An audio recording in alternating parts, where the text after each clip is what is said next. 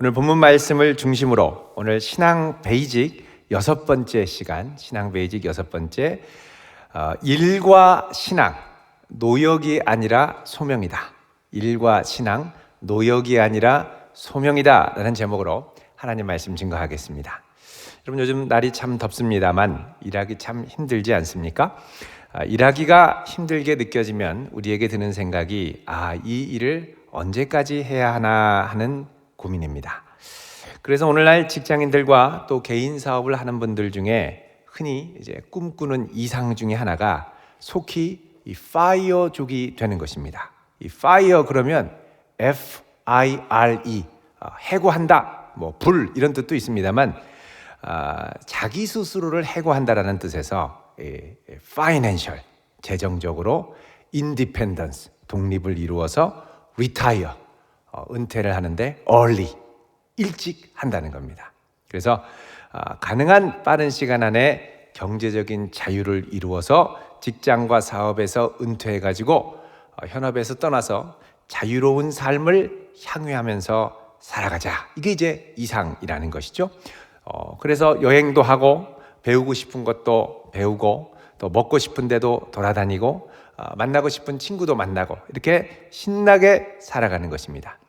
많은 사람들이 이런 삶에 대한 동경을 갖고 있습니다.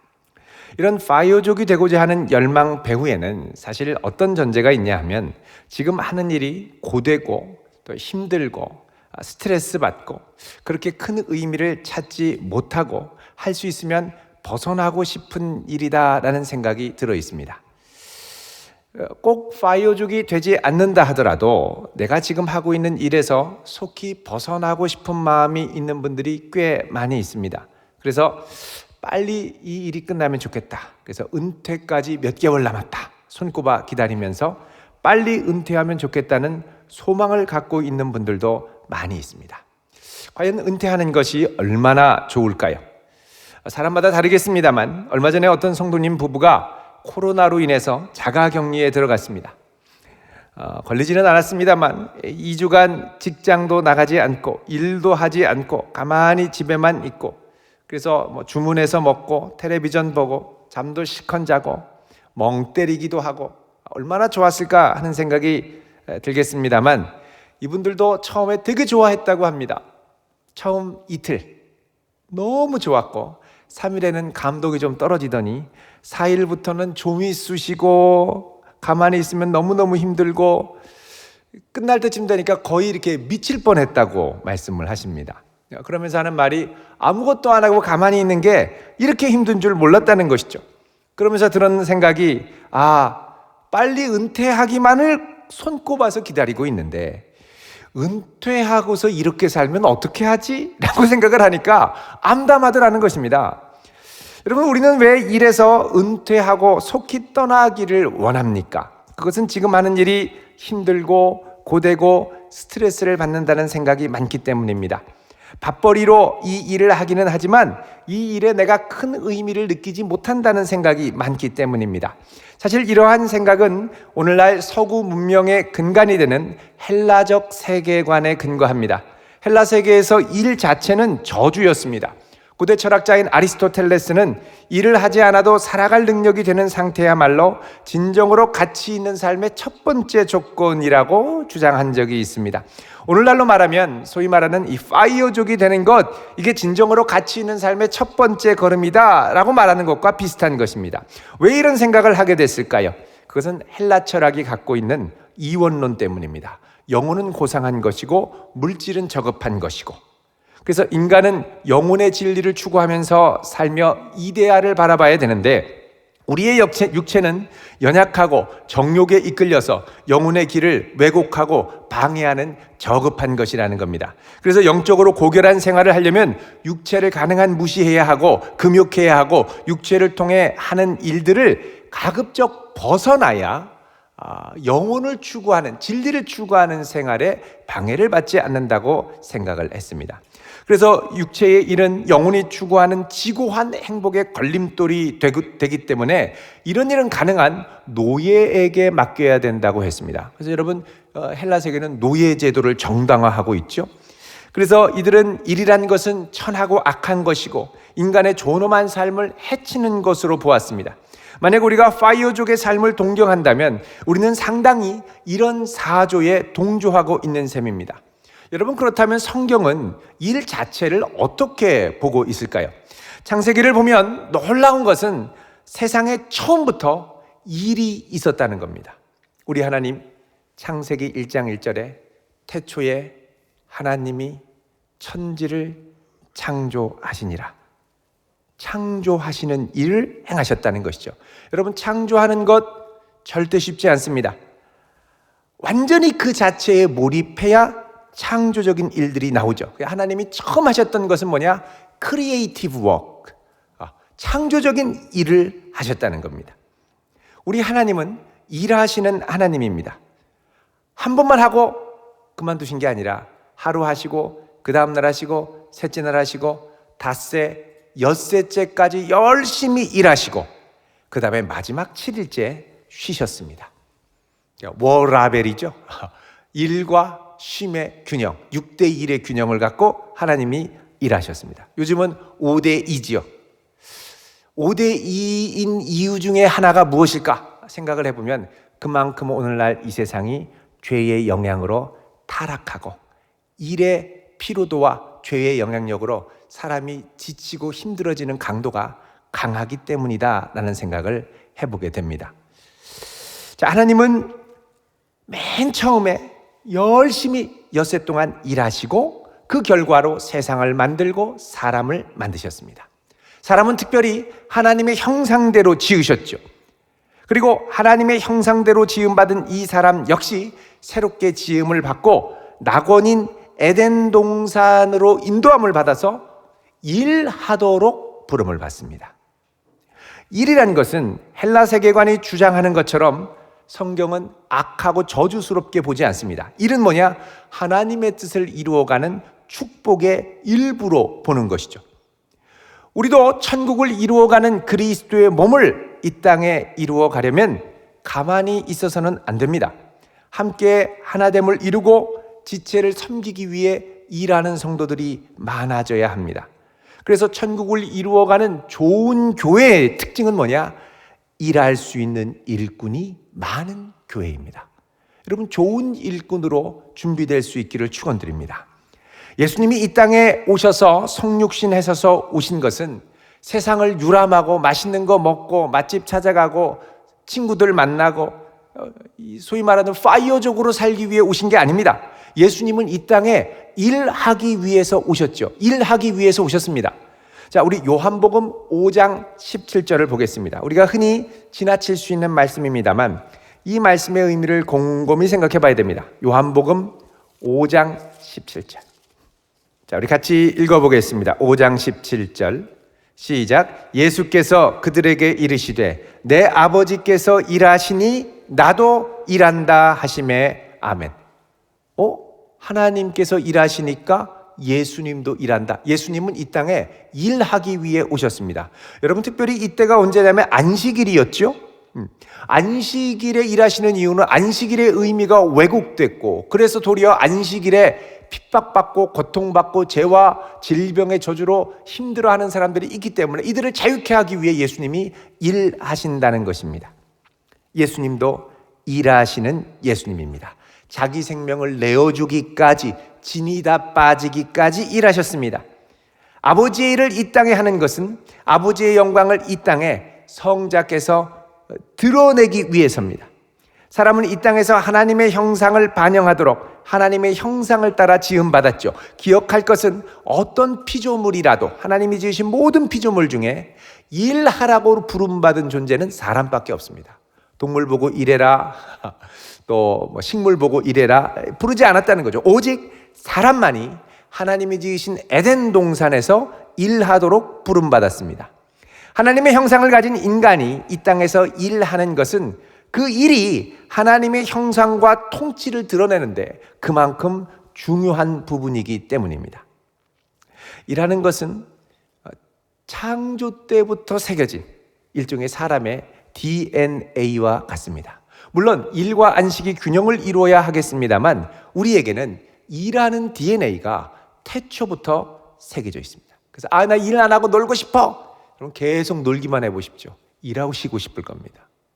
일은 그만큼 의미 있고 중요한 부분이기 때문에 그렇습니다.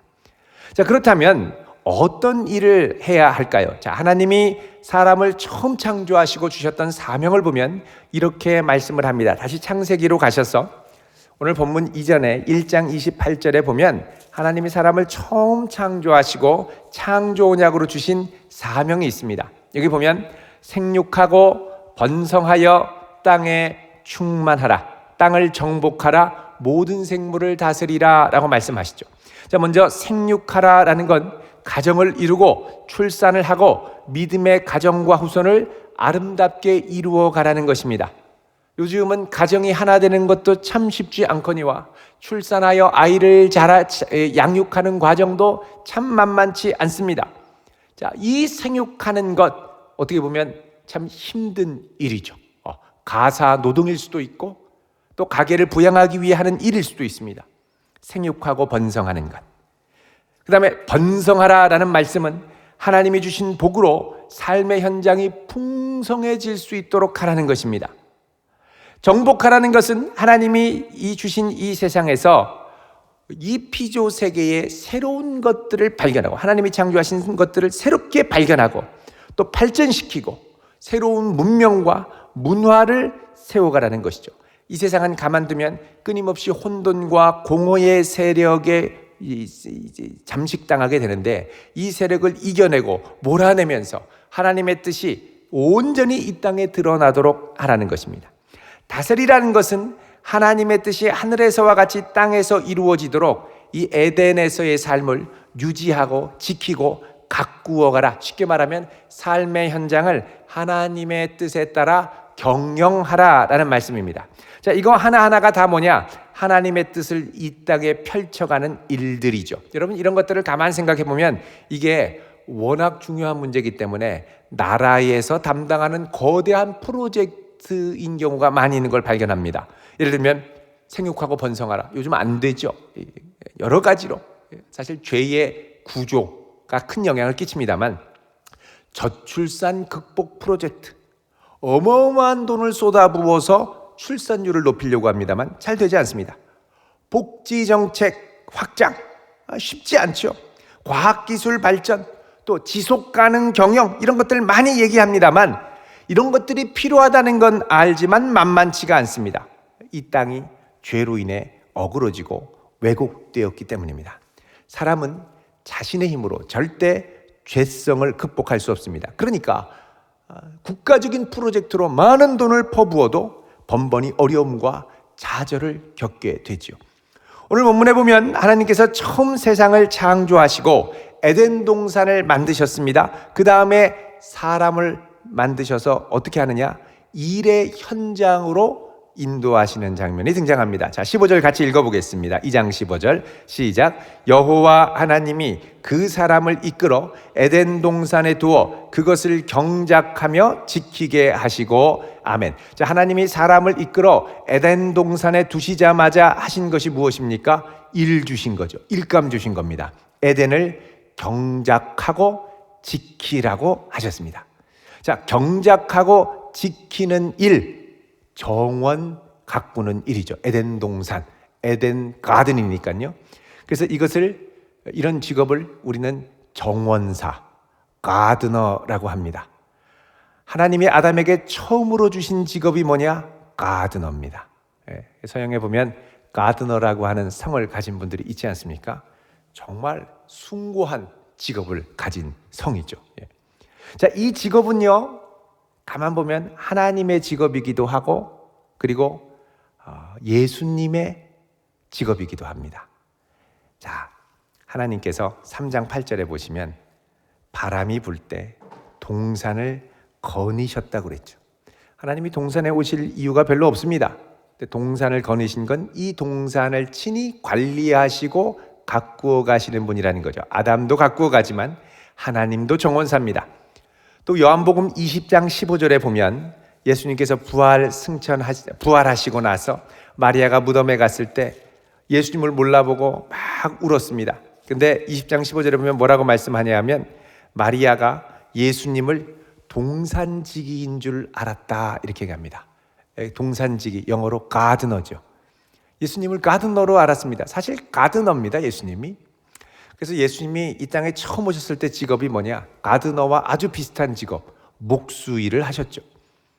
예수님께서 이 가드너로서 우리의 인생을 지키시고 인도하신다는 겁니다.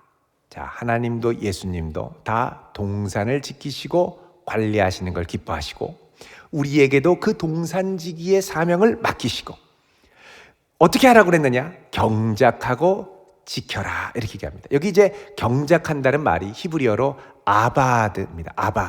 아바드 하면 영어로 work 아니면 serve 이렇게 번역을 하고 때로는 cultivate 이렇게도 번역을 합니다.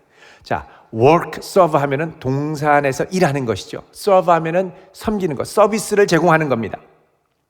자, 동산에서 열심히 일하고 서비스를 제공하고 또 cultivate 작물들을 가꾸고 나무들이 잘 자라게 가지치기도 해주고 자, 여러분 요런 활동들이 나중에 민수기쯤 출애굽기쯤 가면 이게 어디에 사용되는 용어로 바뀌냐 하면 성막 예배에 사용되는 용어로 바뀝니다. 그래서 아바드 그러면 serve 예배한다, 제사한다라는 말로 바뀌게 됩니다. 그래서 에덴 동산에서 동산을 가꾸고 잡초를 뽑고 가지치기를 하고 자, 이런 일들이 곧 뭐냐? 예배라는 것이죠. 예배. 작물을 키우고 소출을 거두고 예배라는 겁니다. 그래서 태초의 에덴 동산에서의 일과 우리가 하나님께 드리는 예배는 아주 밀접하게 연결이 되어 있었습니다. 이를 통해 하나님 나라 에덴을 키워가고 풍요롭게 했고 이 작업이 곧 아담과 하와의 삶으로 드리는 예배였습니다. 이런 반복적인 경작, 이 컬티베이팅을 통해서 뭐가 세워지느냐? 컬처, 문화가 형성이 됩니다. 우리가 살아가는 삶의 현장에 하나님의 나라가 임하고 아름다운 하나님 나라의 문화가 세워지려면 그만큼 삶으로 드리는 예배를 통해 현장에서 하나님의 기뻐하시는 뜻을 따라 일하면서 또 이왕 일하는 것 가드닝을 능숙하게 해야 되지 않겠습니까? 유능하게, 익숙하게 달인으로 섬기는 이들이 많아져야 됩니다. 자, 그 다음에 하나님이 경작하고 그 다음에 지키게 하셨다고 그러죠. 이 지킨다라는 말 히브리어로 샤마르인데 이거는 보호한다, protect 그리고 돌본다, take care 이런 의미로 이제 번역이 됩니다. 그러니까 하나님이 주신 이 에덴 동산을 잘 가꿀 뿐만 아니라 보호하고 지키고 침범되지 않도록 지키는 것이죠. 자, 그런데 이 용어가 어디에 사용되냐면 제사장이 성막을 지킨다고 할 때, 레위인들이 성막을 지킨다고 할 때 사용하는 용어가 또 샤마르입니다. 자, 우리 민수기 3장 6절에서 8절을 잠깐 보겠습니다. 여기 이렇게 말씀을 합니다. 레위 지파는 나아가 제사장 아론 앞에 서서 그에게 시종하게 하라. 그 다음에 그들이 회막 앞에서 아론의 직무와 온 회중의 직무를 위하여 회막에서 시무하되, 여기 시무하되가 아바드, 섬기되 이런 말입니다. 그 다음에 곧 회막의 8절에 보면 회막의 모든 기구를 맡아 지키며, 이 지키며가 샤마르 이렇게 사용이 되어 있죠. 그러니까 여러분 에덴 동산을 경작하고 지키는 일이 제사장이 하나님의 성막을 지키고 예배하는 것과 같은 행위로 묘사되는 것입니다. 에덴 동산에서 아담과 하와가 하나님을 섬기는 일이 곧 에덴 동산을 경작하고 지키는 일이었습니다. 그리고 그 일이 곧 하나님께 드리는 삶으로 드리는 예배였습니다. 자, 그러면 아담과 하와가 이 에덴 동산에서 했던 경작하고 지키는 가드너로서 정원지기로서 했던 처음 일이 무엇일까요? 19절 보시면 여호와 하나님이 흙으로 각종 들짐승과 공중의 각종 새를 지으시고 아담이 무엇이라고 부르나 보시려고 그것들을 그에게로 이끌어 가시니 아담이 각 생물을 부르는 것이 곧 그 이름이 되었더라. 자, 여러분 아담이 처음으로 한 일은 동산 안에 있는 짐승들을 들짐승, 날짐승 이렇게 짐승별로 이제 크게 분류를 하고 카테고라이즈를 하고 카테고리를 분류하고 그 다음에 거기에 이름을 붙여줍니다. 여러분 이름을 붙이려면 그냥 붙여서는 안 되고 그 생물의 특성을 잘 관찰해서 파악하고 붙이고 인격적인 의미를 부여하고 그 다음에 기억해야 됩니다. 기억해야 됩니다. 아니 사자라고 붙여놓고서는 네가 지렁이였던가? 뭐 이러면 안 되죠. 하도 많이 붙이다 보니까 깜빡하는 거예요. 그러면 안 되고 하나하나 의미 있게 잘 생각해서 붙이고 기억하고 의미를 부여해야 한다는 겁니다. 인격적인 의미가 부여되어야 한다는 것입니다. 자, 그래서 이름을 붙이는 것은 그 사람에게 의미 있는 존재가 된다는 것입니다. 우리가 그 사람의 이름을 기억하고 이름을 부를 때 인격적인 관계, 의미 있는 관계가 시작되게 되죠. 여러분 집에 있는 식구들에게 아무개야 이렇게 얘기하면 아무개가 뭐냐고 막 그러지 않겠습니까? 아무개 그럼 완전히 무시당하는 느낌이죠. 이름을 불러야 됩니다. 우리는 이런 일들을 통하여 우리에게 주신 삶의 현장의 일을 통하여 의미를 찾게 되고 인격적인 관계를 맺게 되고 더 나아가서 나의 정체성을 찾게 됩니다. 우리가 하는 일은 빈부귀천의 영역이 따로 있는 것이 아니라 모든 피조세계의 영역에서 하나님의 통치를 드러낼 수 있으면 귀한 일이 됩니다. 다른 말로 하면 모든 일들, 모든 직업들을 통해 우리는 하나님의 창조 질서를 혼돈과 공허에서 의미와 질서로 세워가게 되고 의미 있는 관계를 맺어간다는 것입니다. 종교개혁자 마틴 루터는 이런 말을 한 적이 있습니다. 하나님은 소 젖을 짜는 여자아이의 일을 통해 친히 우유를 내고 계신다. 자, 여러분 하나님이 젖과 꿀이 흐르는 약속의 땅 가나안으로 인도하셔도 젖과 꿀이 그냥 시냇가에 우유가 줄줄줄줄 흐르고 꿀이 줄줄줄줄 흐르는 게 아니죠.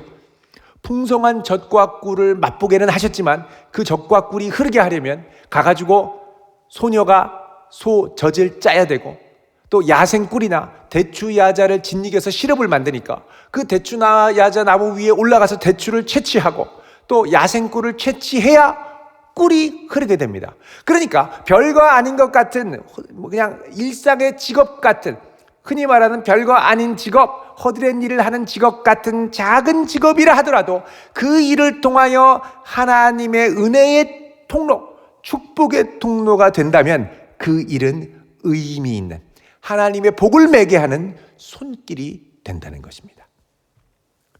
지저분한 것을 치우는 것, 혼돈과 공허에서 의미와 질서를 부여하는 소중한 일입니다.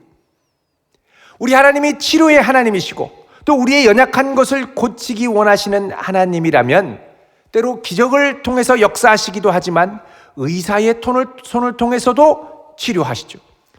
그래서 우리는 기도할 때 하나님 치료해 주시되 의사의 손에만 맡기지 마시고 의사의 손을 통해 주님이 친히 역사하여 주옵소서. 여러분 그렇게 되면 그 손길이 주님의 손길로 쓰임받게 되는 것입니다. 자, 이렇게 해서 우리는 우리 삶의 모든 영역에서 하나님의 손길이 되어 정말 소중한 의미와 보람을 찾고 하나님의 축복을 세상에 흘려보내는 축복의 통로로 쓰임받게 됩니다. 이때 우리는 우리의 정체성을 명확하게 알 수 있고 그 다음에 일의 의미, 보람을 느끼게 되죠. 여러분 그럼에도 불구하고 여전히 우리에게 일이 힘들고 괴롭고 때로는 노역처럼 여겨지는 이유는 무엇입니까? 여러분 일이 노역이면 내 삶은 노예의 삶이 됩니다. 너무너무 비참하고 힘들고 도망가고 싶은 생각밖에 안 나죠. 노예는 탈출해야 되는 거예요. 여러분 그 이유는 이 세상에 침투한 죄의 영향력 때문입니다. 죄로 인해서 이 피조세계가 허무한 것에 굴복하는 역사가 일어나는 것이죠. 죄가 인간 가운데 들어오니 일터에서의 관계가 너무너무 힘듭니다. 사람들이 다 자기중심적으로 고압적으로 힘과 권세를 이용해서 나를 이용하려고 그러고 압박하려고 하고 힘들죠. 죄가 사업 가운데 들어오니 다 자기 이익을 극대화하기 위해서 때로는 주변 사람을 속여가면서 사람을 동원해가면서 협박을 하고 피해를 입히고 거짓으로 속이기까지 합니다. 여러분, 이 어그러진 세상 가운데 우리가 하나님의 정원사로 부름받았다는 건 어떤 의미가 있을까요? 자, 로마서 8장 19절부터 21절을 잠깐 보겠습니다. 신약성경 로마서. 자, 우리 같이 읽어보겠습니다. 시작. 피조물이 고대하는 바는 하나님의 아들들이 나타나는 것이니 피조물이 허무한데 굴복하는 것은 자기 뜻이 아니요 오직 굴복하게 하시는 이로 말미암음이라. 그 바라는 것은 피조물도 썩어짐의 종노릇한 데서 해방되어 하나님의 자녀들의 영광의 자유에 이르는 것이니라. 아멘. 자, 여러분, 여기 보면 20절에 이 세상의 피조물이 죄의 영향력으로 인하여 타락한 이 세상에서 허무한데 굴복한다는 겁니다. 의미와 질서가 아니라 혼돈과 공허와 허무에 굴복하는 피조세계라는 것이죠. 이게 자기 뜻이 아닙니다. 자기도 그렇게 하고 싶지 않습니다. 그런데 왜 그러냐? 굴복하게 하는 이가 있다는 것이죠. 공중권세 잡은 자, 그리고 이 땅에 죄를 몰고 온 아담의 이후로 이 죄의 영향을 받은 사람들, 이런 이들이 있다라는 겁니다. 자, 그래서 피조세계에 죄가 들어와서 일의 의미도 타락하게 됐죠. 숭고하고 아름다운 뜻을 위해서 달려가는 게 아니라 허무한 목적과 허무한 의미에 굴복하게 됐습니다. 그러니까 사람들이 이를 그 자체로 하나님의 나라와 그분의 거룩한 뜻과 영광에서 찾기보다는, 인격적인 의미에서 찾기보다는 오직 허무한 것들, 얼마나 새가 크냐, 얼마나 돈을 주느냐, 이게 다 돈과 만문의 가치로만 환산하며 살아가게 되는 것입니다. 그리고 이것을 위해서 착취하는 악들이 벌어지게 되죠. 여러분, 이런 피조 세계에서 피조물들이 고대하는 바가 무엇입니까? 오늘 말씀 보면 놀라운 선언을 합니다. 19절에 피조물이 고대하는 바는 하나님의 아들들이 나타나는 것이니. 이 허무한 곳에 굴복하는 세상 가운데 예수 그리스도의 피로 죄사함을 받고 하나님의 자녀가 된 그런 자녀들이 이 땅에서 하나님의 영광을 맛본 자녀들이 이 땅 가운데 나타나는 것이라는 겁니다. 그래서 우리의 일터에는 신실한 믿음의 사람들이 많이 나타나야 됩니다. 별거 아닌 것 같은 직장 가운데서도 신실하게 하나님의 영광을 사모하며 나아가는 일들이 많이 나타나야 됩니다. 썩어짐의 종노릇에 해방돼서 21절에 보면 피조물도 썩어짐의 종노릇에 한 데서 해방되어 하나님의 자녀들의 영광의 자유에 이르기를 바란다고 그러죠. 자, 우리는 이 땅을 살면서 이 허무하고 이 타락한 세상 가운데 죄사함을 받고 아버지의 뜻이 내 삶에 이루어지는 하나님의 나라를 개인의 삶과 교회를 통해 경험한 이들입니다. 하나님의 나라가 우리에게 임했습니다. 그러나 완성된 것은 아니죠. 그래서 내게 임한 하나님의 나라를 우리의 직장과 삶의 현장에 가서 그곳에서 내 삶을 통해 드리는 예배로 하나님의 영광과 연결을 해야 한다는 겁니다.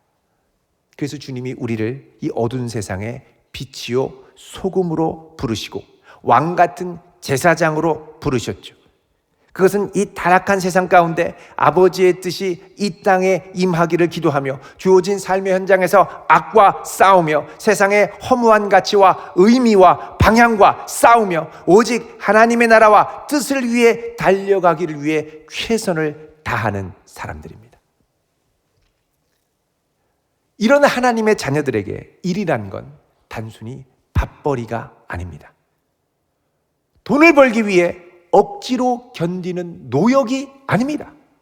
돈 얼마로 이 일을 과감히 버리고 그 일이 무슨 의미든 상관없이 돈만 많으면 옮겨가는 그런 자리가 아니라는 것입니다. 이들에게 일은 하나님의 뜻을 이 땅 가운데 구현하는 통로요, 부르심이며 소명입니다.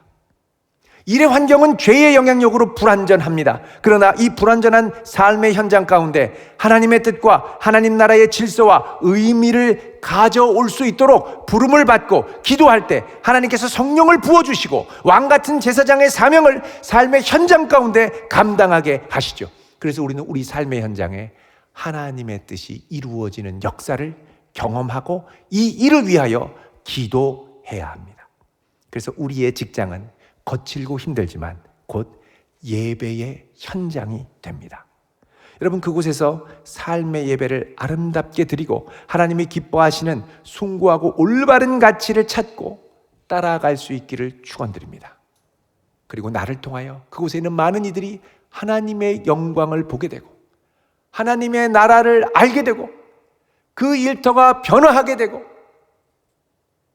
작은 충격을 이곳저곳에서 퍼뜨리게 되는, 시작은 미약하지만 갈수록 하나님의 영광의 빛이 충만해지는 삶의 터전이 될 수 있도록 기도할 수 있기를 축원드립니다. 요컨대 성도에게 일이라는 것은 이 타락한 세상 가운데 에덴을 이루어가는 과정이고 천국을 이루어가는 과정입니다. 이 일을 하나님 나라의 자녀의 정체성으로 감당할 때 나의 정체성이 올바로 서게 되고 그 일이 힘들긴 하더라도 기쁘고 감사하고 의미가 있고 끝까지 감당해야 할 하늘이 주신 사명으로 여기고 달려가게 됩니다. 그런 사람의 직장에 한둘만 있어도 직장에서 놀랄 겁니다. 어떻게 세상에 이런 사람이 다 있나? 자기 할 일만 하면 되는데 무엇 때문에 이 사람은 이러하는가? 하나님 나라를 위해서 그렇게 하는 것이죠. 여러분, 이 놀라운 일로 하나님이 우리 모두를 보내신 줄로 믿습니다. 주여, 이 사명을 끝까지 아름답게 감당할 힘을 주시고 도망가지 않게 하시고 하나님의 역사하심을 우리의 부족한 손길을 통해 목격하고 경험하게 하옵소서. 소망하며 기도하는 복된 성도 되시기를 주의 이름으로 축원드립니다. 기도하겠습니다. 거룩하신 아버지 하나님, 아버지의 나라가 이 땅에 임할 때까지 저희들을 사용하여 주시고 우리를 태초부터 일로 부르셨건만 이를 도망가고 괴로운 곳으로만 여기는 것이 아니라 하나님의 뜻을 이루는 아름답고 복된 자리로 여기며 그곳에 역사하시는 하나님의 손길을 풍성히 경험하며 많은 이들이 주께 돌아올 수 있는 귀한 은혜의 현장이 되게 하옵소서. 예수님 이름으로 기도하옵나이다. 아멘.